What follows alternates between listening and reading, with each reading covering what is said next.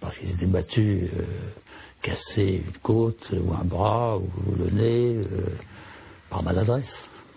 Après qu'on les ait passés dans une baignoire.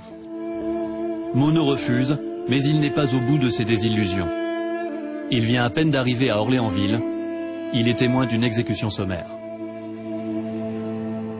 Nous sommes arrivés au moment où le chef de section ou le sergent-major de la section, le sergent-chef, disait à un arabe qui était en costume local, tu t'en vas maintenant, tu vas chercher du bois et tu le ramènes. Ça nous a paru très bien, hein. Mais en vérité, au bout de 30 secondes, c'est-à-dire à 50 mètres, il lui a tiré dans de l'eau pour l'éliminer. Et c'est ce qu'on appelait la corvée de bois. Bon, ça nous a saisis. Marc Garanger, lui, arrive en Algérie en 1960.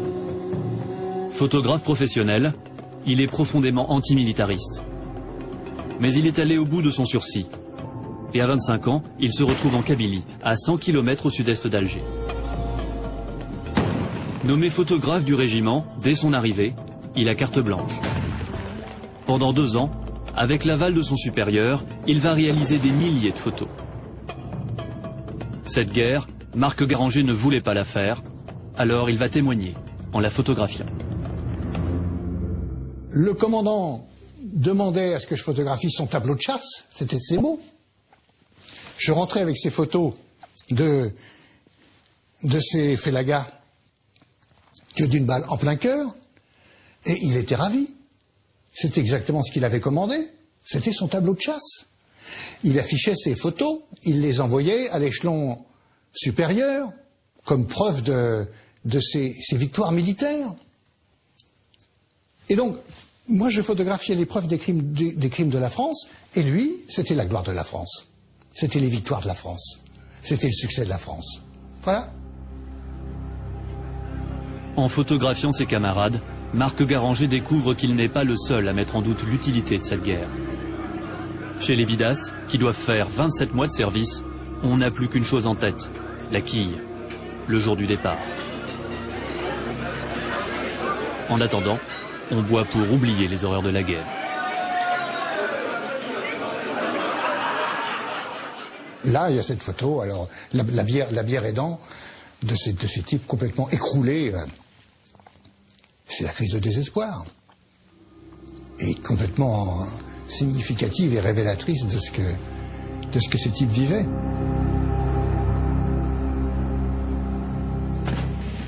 L'une des cibles du ressentiment des appelés, ce sont leurs chefs, les gradés. Car l'armée française en Algérie semble coupée en deux.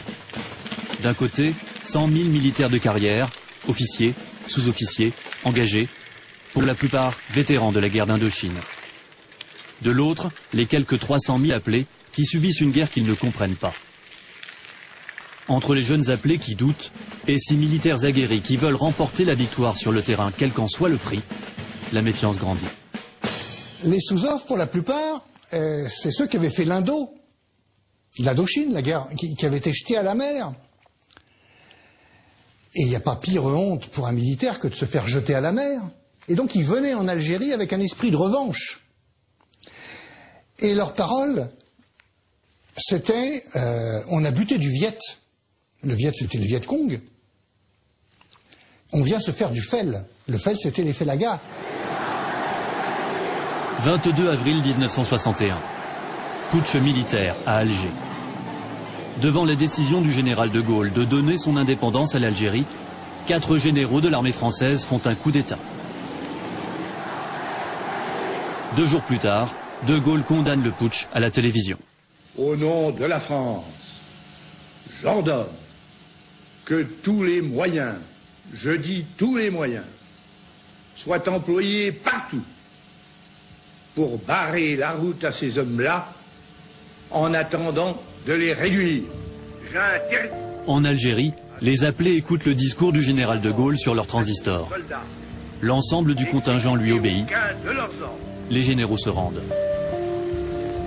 L'échec du coup d'État, c'est la fin pour les tenants de l'Algérie française. Pour les appelés s'annonce enfin le temps du retour.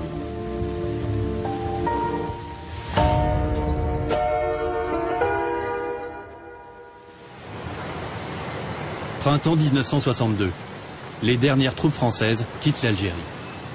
Près de 2 millions de soldats ont combattu dans cette guerre qui a duré presque 8 ans.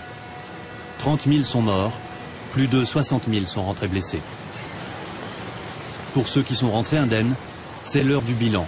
Et pour la plupart, cette aventure, ils l'ont vécue comme une absurdité imposée. Je suis rentré avec le sentiment que j'avais sacrifié 2 ans de ma vie pour rien.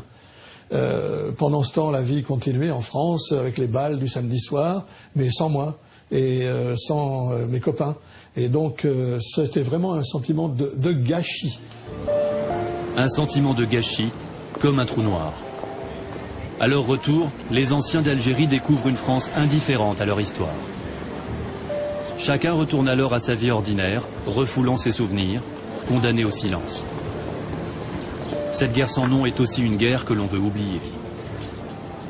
Quand on est revenu, on nous demandait si on mangeait bien. Mais on ne posait pas tellement la question sur le quotidien, sur la guerre en fait. Il y a eu pendant des années d'ailleurs que ma génération n'a pas évoqué. J'ai beaucoup d'amis encore maintenant qui n'ont jamais parlé de la guerre à leurs enfants ou même à leurs femmes. Donc on a gardé ça pour nous durant de nombreuses années. Est-ce qu'on en avait honte? On ne peut pas dire qu'on en avait honte, mais on n'était pas fiers non plus. C'est seulement en 1999 que l'Assemblée nationale a donné officiellement le nom de guerre à ce qu'on appelait jusque-là les événements d'Algérie. Comme 1,5 million de jeunes Français, Pierre Molinari, Michel Sabourdi, Jérôme Monod et Marc Garanger ont dû attendre 37 ans pour que leur guerre sans nom soit enfin reconnue.